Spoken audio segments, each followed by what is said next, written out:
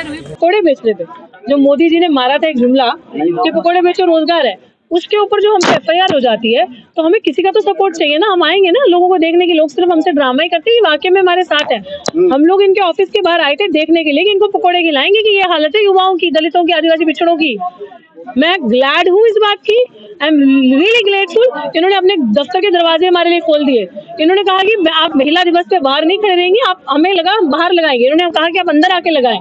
तो इस चीज की हमें बहुत अच्छा लगा। हमें तो लगा था डंडे मार के भगा देंगे, आएंगे भी नहीं, बट पकोड़े खाए पैसे से खरीद कर, पैसे भी दिए।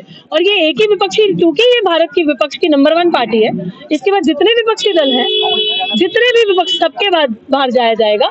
आज हो सकता है अभी हम यहाँ से निकल के द्रौपदी मुर्मू जी के पास जाएं, उसके बाद जो बड़े बड़े ठाके देने वाली, सिलेंडर पे छाती पीटने वाली महिलाओं के हक अधिकार के लिए लड़ने वाली, अपने आप को बताने वाली कि मैं ये करती हूँ वो करती हूँ, जिसका इतिहास आप रोहित वेमुला से समझ सकते हो, उसके आवाज के बाहर भी जाया जाएगा और देखा जाएगा कि वो हमारे बेरोजगारी के पकौड़े खरीद के खाती। इसका दायित्व तो सबसे पहले बनता है अपने लिए लड़ाई लड़ना और अधिकार की आवाज उठाना। अगर आपको किसी इंसान ने कुछ कहा, आप उसके खिलाफ लड़े, पर्चे करें, हम बिल्कुल तरीके से आपके साथ हैं। बट ये सुनाने वाली बात है कि आप उसी के बीच में आगे, भैया मैं तो विपक्ष के यहाँ आई हूँ और विपक्ष अभी अरविंद, कल को किसी को आम आदमी पार्टी से भी प्रॉब्लम हो सकती है, मैं वहां पे जाऊंगी। अभी मैं बहुजन समाज पार्टी के दफ्तर के बाहर भी जाऊंगी, क्योंकि हमारी सुप्रीमो, हमारी सबसे बड़ा नारीवाद का चेहरा, हमारी सुपर हीरो बहन कुमारी मायावती जी, उनके पास भी जाएंगे, उनको भी पकौड़े खिलाने। वो तो हर दुख सुख में हमारे साथ हैं, उनको दिखाने के लिए कि देखो आपके बच्चों का क्या हाल है। आपका इस्तेमाल तो ना करिए। मेरा कोई इस्तेमाल नहीं कर सकता। 194 दिन से इस्तेमाल करना होता तो कर लेता। हम ड्रामा एक दिन होता है, धोखा एक दिन होता है। 194 दिन की लड़ाई, अपनी माँ बहन बेटी को बिठा के देखो सड़क पे, आपको पता चले, भूखे प्यासे, बारिश में, धूप में। आप सब तो साथी हो, आप सबने तो देखा हमारा संघर्ष, हम कैसे बैठे थे। मायावती एक्टिवली सामने नहीं आ रही यार, ऐसा मत बोला करो। और प्लीज, मायावती क्या, मोदी जी, डोबी जी, गोभी जी, पांडे, ये जो सब आप जी जी करते रहते हैं, बहन कुमारी मायावती जी कहें आप प्लीज। मतलब हमारे लिए I can not here Mayawati.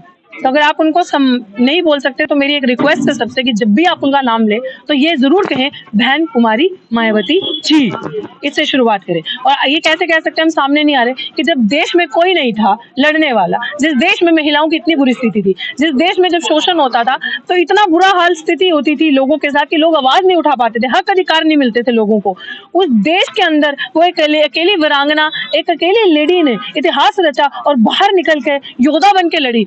उन्होंने हमें संघर्ष करना सिखाया। अगर इस देश में नारीवाद का कोई सबसे बड़ा चेहरा रही है तो वो बहन कुमारी मायावती जी रही है, नारीवाद का चेहरा। हम ये नहीं कह सकते वो बाहर नहीं आ रही। बहुत से एक एज इशू होता है, हेल्थ इश्यूज होते हैं, और वो एक स्मार्ट, इंटेलेक्चुअल, इंटेलिजेंट लेडी है, उनको पता होगा कि टाइम बाय टाइम क्या करना है। और हम लोग तो यार जो कुछ नहीं करते हैं वो कमेंट ही करते हैं, वो क्रिटिसाइज ही करते हैं। हाँ, लोगों का दुख ये जरूर होगा कि यार उनको देखना चाहते हैं प्रधानमंत्री की पोस्ट पे। हम चाहते हैं कि वो जिस तरीके से पहले थी एनर्जी में वो आज भी आए। एक इस युवा की एनर्जी है ना, अभी भी आपने देखा कि अभी भी नारे लगा रहा है। एक मेरी एनर्जी स्टेज में और इस स्टेज में फर्क है ना, जिस देश में वो सड़कों पे थी वो एनर्जी अलग है, और आज एक एज है, आज एक एनर्जी अलग है, तो है ना उनकी आवाज। लेकिन हम लोग है ना, आप लोग जिन महापुरुषों को मानती हैं वो तो इन्हें सांपनाथ नागनाथ बताते हैं, तो आपको क्यों उम्मीद है इनसे? कौन बता रहे सांपनाथ नागनाथ? मान्यवर साहब कहते थे ये सांपनाथ एक नागनाथ। देखिए, टाइम एंड स्पेस के हिसाब से चीजें बदलती हैं, परिस्थितियों के हिसाब से चीजें बदलती हैं। आप जिस टाइम की बात कर रहे हो उस टाइम पे माननीय कांजीराम जी ने स्ट्रगल जो किया था, पैदल धूप में चल के, नंगे पांव सड़कों पे साइकिल पे चल के किया था। आज आप वो स्ट्रगल नहीं कर सकते। आज आपके पास सुविधाएं, आप जहाज में जाते हो, आज आप धोती पहन के नहीं रहोगे, आज आप सूट बूट कपड़ा अच्छा पहनोगे। तो टाइम एंड स्पेस के हिसाब से चीजें बदलती हैं। सदा आप नहीं रहते, आप मरते हैं, आप दूसरे लोग आते हैं, जीते हैं, रेवोल्यूशन होता है, एवोल्यूशन होता है और चीजें चेंज होती हैं। तो अगर हम यही चीजें सोचते रहे तो हम लोगों का निकाब कब खोलेंगे? हम कब अपने हक के अधिकार की बात करेंगे? Now time has change. हम लोगों को समझना पड़ेगा अपनी राजनीति के लिए, और जिस तरीके से आज देश का हाल हो चुका है। अगर आपको एक बड़े दुश्मन से, पॉलिटिक्स का रूल होता है कि अगर आपको एक बड़े दुश्मन को हराना है तो जितने आपके छोटे छोटे लोग हैं आपको सबको करनी पड़ेगी, आप सबको एक करना पड़ेगा बड़े दुश्मन से हराने के लिए। बाद में आप आपसे सुलझा लो ना। कम से कम उस दौर में हमारे माँ बाप भी जिए थे यार, जिस दौर में 70 साल की बात होती है। हमारे माँ बाप ने तो नहीं बोला कि उनके साथ इतना अत्याचार होता था जाति के नाम पे, कि हमारे माँ बाप उसी दौर में पढ़े हैं ना, कि सांस सुख का सांस लेके पढ़ लिए। हमें तो पढ़ने भी नहीं दिया जा रहा यार, रोजगार भी नहीं खाने दिया जा रहा, धरना तक करने नहीं दिया ज्यादा जो कि डेमोक्रेसी कहती है, फिर हम किस दौर की बात कर रहे हैं? मैम संजय सरकार पे वाकई में आप रोजगार मांग अगर वो तंज समझ ले तो बहुत अच्छी बात है, मैं तो रोजगार के लिए बैठी। तंज समझ ले तो बहुत ही अच्छी बात है। मोदी जी अब क्या मोदी जी कोई जुमला फेंकेंगे तो ऐसे चले जाएंगे, हवा में चले जाएंगे?